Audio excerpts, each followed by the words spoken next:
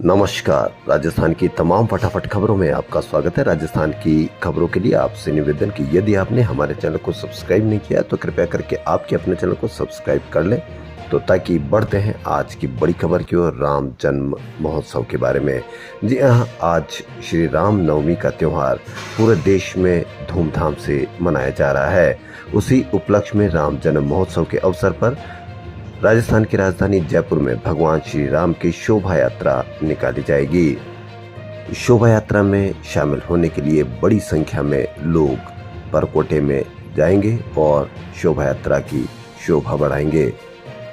अभिनेता आमिर खान ने चुनावी डीप फेक वीडियो को लेकर शिकायत कराई। खान के प्रवक्ता ने कहा कि उन्होंने 35 साल के करियर में कभी किसी दल का समर्थन नहीं किया। इस बारे में आया वीडियो फर्जी है, यानी एक चुनावी फेक वीडियो आया है आमिर खान का। वहीं वैश्विक तनाव के चलते विदेशी मुद्रा विनिमय बाजार में रुपया मंगलवार को 14 पैसे की गिरावट के साथ 83 रुपए 57 पैसे डॉलर पर बंद हुआ। ये डॉलर के मुकाबले सबसे कम कीमत है, लेकिन किसी मीडिया पर कोई चर्चा नहीं, क्योंकि ये आपसे जुड़ी हुई है। यदि आपसे जुड़ी हुई नहीं होती और किसी से और से जुड़ी होती तो आज मीडिया पे इसकी भारी चर्चा होती और ऐसी चर्चाएं भी होती थी। यातायात पुलिस ने शहर के यातायात को स्मूथ करने के लिए मार्च में विशेष अभियान चलाकर नो पार्किंग में खड़े होने वाले 36,000 वाहनों के ऑनलाइन चालान काटे हैं। ये सभी चालान कार्रवाई वायलेशन ऑन कैमरा ऐप के जरिए किए गए हैं। यातायात पुलिस की हॉक टीम इस ऐप के जरिए मौके पर पहुंचकर नो पार्किंग में खड़े वाहन की फोटो खींचकर ऐप पर अपलोड करती है। उसके बाद वाहन के नंबरों के आधार पर रजिस्टर्ड मोबाइल नंबर पर ऑटोमेटिक चालान का मैसेज जाता है। मैसेज के साथ एक लिंक भी भेजा जाता है। लिंक को ओपन करने पर आपके वाहन की फोटो और वायलेशन संबंधित कंप्लीट जानकारी होती है। इसमें ऑनलाइन चालान के पैसे जमा कराने और शिकायत करने के 2 ऑप्शन मिलते हैं। इस प्रोसेस के बाद अगर आपने चालान पेंडिंग रहा तो आपको वाहन बेचने या आरसी रिन्यू कराने में परेशानी हो सकती है। तो इसलिए आप यातायात नियमों का पालन करें ताकि आपकी आने वाले समय में कोई भी परेशानी का सामना न करना पड़े। जयपुर के जिला उपभोक्ता आयोग जयपुर प्रथम ने कुरकुरे के सील बंद फैक्ट्री में तय 45 ग्राम नमकीन के बजाय 3 व 2 ग्राम नमकीन की मात्रा निकलने को गंभीर सेवा दोष व अनफेयर ट्रेड प्रैक्टिस करार दिया है। साथ ही पेप्सिको इंडिया होल्डिंग कंपनी पर 9,500 रुपए का हर्जाना लगाया है।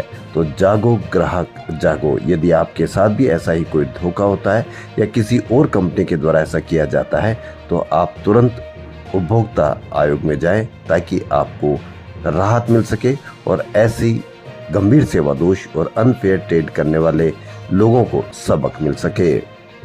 कांग्रेस अध्यक्ष मल्लिकार्जुन खड़गे ने एक साक्षात्कार में मोदी सरकार पर निशाना साधा। उन्होंने आरोप लगाया कि भाजपा ने इलेक्टोरल बॉन्ड से लेकर जांच एजेंसियों को अपने फायदे के लिए इस्तेमाल किया। उन्होंने कहा कि टुकड़े टुकड़े गैंग के असली सरदार मोदी हैं। वे देश को जाति धर्म पंथ के आधार पर बांट रहे हैं। आजादी के लिए लड़ाई कांग्रेस नहीं लड़ी। लोकसभा चुनाव में एनडीए को 400 से अधिक सीटें जीतने के दावे पर खड़गे ने कहा कि सौभाग्य से उन्होंने ये नहीं कहा कि अब की बार 600 पार। राजस्थान में पहले चरण में 12 सीटों के लिए 19 अप्रैल को होने वाले मतदान में किसी भी सीट पर त्रिकोणीय मुकाबले के आसार नहीं है और आज शाम इनका चुनावी प्रचार थम जाएगा। इन सभी पर भाजपा कांग्रेस गठबंधन में सीधी टक्कर है। मोदी लहर के कारण पिछले चुनाव में ये सभी सीटें भाजपा के पक्ष में गई थी, लेकिन इस बार 4-5 सीटों पर कांग्रेस मुकाबले में खड़ी दिख रही है। पहले चरण में गंगानगर, बीकानेर, चूरू, झुंझुनू, सीकर, जयपुर ग्रामीण, जयपुर, अलवर, भरतपुर, करौली, धौलपुर, दौसा और नागौर में मतदान होना है। कांग्रेस इस बार कई सीटों पर चौंका सकती है। उनमें दौसा, नागौर, चूरू, झुंझुनू, सीकर शामिल है। यानी कि इन 12 सीटों में से यदि 50% या 6 सीटों पर यदि कांग्रेस जीत हासिल कर लेती है तो आने वाले समय में भाजपा के लिए बहुत बड़ी कड़ी टक्कर हो सकती है। राजस्थान पुलिस के स्थापना दिवस के मौके पर मंगलवार को पुलिस मुख्यालय में डीजीपी UR साहू ने पुलिस के 75 वर्ष पूर्ण होने पर राजस्थान के पुलिस जवानों और अधिकारियों के साथ बधाई देते हुए 75 वर्षों की गौरवमयी यात्रा में प्रदेश में कानून व्यवस्था, शांति, आपसी प्रेम, भाईचारे की परंपराओं को अक्षुण्ण बनाए रखने के लिए अविस्मरणीय योगदान को सराहा। जेडीयू और RIC के बीच कुछ माह से चल रही खींचतान अब समाप्त हो गई। सेंटर का पूरा खर्च स्टाफ सैलरी से लेकर बिजली का बिल, सफाई, इलेक्ट्रिक मेंटेनेंस तक RIC अब खुद वहन कर सकता है। यानी राजस्थान इंटरनेशनल सेंटर एक बार आप अवश्य पधारें, क्योंकि ये आपकी रौनक को और चार चांद लगा देगा जब आप इस पर आएंगे। Beauty pageant mister, missus and miss pride of Bharat 2024 के राजस्थान ऑडिशन वैशाली नगर स्थित एक लाउंज में हुए। शो की फाउंडर डायरेक्टर मिताली सोनी ने बताया कि यह ब्यूटी पेजेंट नए टैलेंट को प्लेटफॉर्म देने के उद्देश्य से शुरू किया गया है। पूर्व उप मुख्यमंत्री सचिन पायलट ने जयपुर के लोकसभा उम्मीदवार प्रताप सिंह खाचरियावास के समर्थन में मंगलवार को जगतपुरा के खोर नागुरियान में जनसभा को संबोधित किया। इस दौरान उन्होंने कहा कि पूरे देश में माहौल बदल रहा है। महंगाई, बेरोजगारी, गरीबी के मुद्दे पर लोग कांग्रेस के साथ खड़े हो गए हैं। उन्होंने कहा कि जयपुर लोकसभा से उम्मीदवार प्रताप सिंह खाचरियावास को कांग्रेस पार्टी ने सोच समझ कर टिकट दिया है। पायलट ने कहा कि खाचरियावास की जीत सचिन पायलट से पूरी पार्टी की जीत होगी। पायलट ने कहा कि 400 पार का भाजपा का नारा फेल हो रहा है। जयपुर सहित राजस्थान में 15 सीटों पर कांग्रेस आगे चल रही है। हम निश्चित रूप से भाजपा से ज्यादा सीटें जीतने जा रहे हैं। इस अवसर पर विधायक रफीक खान, अमीन कागजी, गंगा देवी, अर्चना शर्मा, पुष्पेंद्र भारद्वाज ने भी और बड़ी संख्या में कांग्रेसी कार्यकर्ता उपस्थित रहे और सभी ने संबोधित किया। निर्वाचन आयोग की ओर से राजस्थान भर में चलाए जा रहे मतदाता जागरूकता अभियान के तहत मानसरोवर स्थित सिटी पार्क के सामने म्यूजिकल इवनिंग का आयोजन किया गया, जिसमें लोगों को बताया गया कि 19 अप्रैल को जयपुर में बड़े हर्षोल्लास के साथ मतदान दिवस मनाया जाएगा। इसलिए आयोजन का नाम एक शाम लोकतंत्र के नाम रखा गया। सर्व कुमाऊं क्षत्रिय महासभा की ओर से मंगलवार को सोडाला स्थित पवन टावर में एक बैठक आयोजित की गई। बैठक में सर्व कुमाऊं क्षत्रिय महासभा का स्थापना दिवस और कुमाऊं समाज का जाति दिवस बुधवार को रामनवमी पर मनाया जाएगा।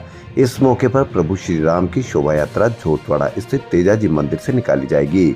बैठक में राष्ट्रीय अध्यक्ष रामेश्वर बम्बोरिया, राष्ट्रीय महामंत्री रूप सिंह कारगवाल, पूर्व उप महापौर विमल कुमावत, मनोहर नारानिया, गोपाल सिंह खोवाल, राम गोपाल घोडेला और भी कई कुमाऊं समाज के लोग मौजूद रहे।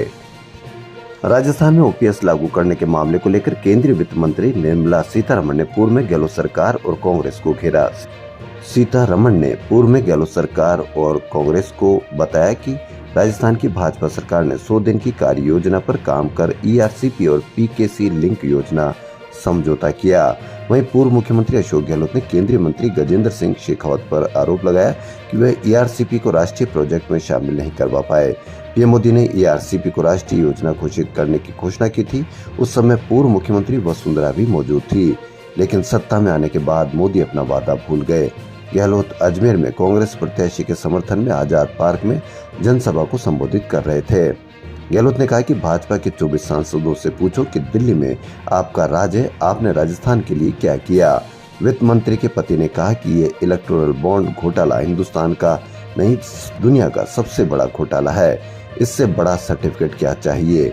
उन्होंने कहा कि देश में हालात बहुत गंभीर हैं। दो मुख्यमंत्री जेल में बैठे हुए हैं। आसाराम को जोधपुर के ही निजी केंद्र में उपचार करवाने का समय बढ़ाते हुए आवश्यक निर्देश के साथ आवेदन को निस्तारित कर दिया। जस्टिस दिनेश मेहता और जस्टिस विनीत कुमार माथुर की खंडपीठ में आसाराम के आवेदन पर सुनवाई हुई। आसाराम की ओर से वरिष्ठ अधिवक्ता BR बाजवा, निशांत बोडा, ललित किशोर सेन और यशपाल सिंह राजपुरोहित ने पैरवी की। उन्होंने कोर्ट को बताया कि 21 मार्च को कोर्ट की अनुमति के बाद आसाराम को सेंट्रल जेल से जोधपुर आरोग्य धाम आयुर्वेद सेंटर में 25 मार्च को भेजा गया। वहां उपचार शुरू हुआ, जिसका लाभ मिला और 2 अप्रैल को वापस सेंट्रल जेल भेज दिया गया। उन्होंने कोर्ट को बताया कि माधव बाग अस्पताल के चिकित्सकों की देखरेख में उपचार हुआ, लेकिन वहां पर आसाराम के कमरे के बाहर 4-5 पुलिसकर्मी मौजूद थे, जो उपचार के दौरान भी कमरे में मौजूद रहते। ऐसे में आसाराम की गोपनीयता और उपचार पर प्रतिकूल प्रभाव पड़ रहा था। राजस्थान की खबरों फिलहाल इतना ही। यदि आपको हमारा चैनल पसंद आए तो लाइक, सब्सक्राइब और शेयर अवश्य करें। धन्यवाद।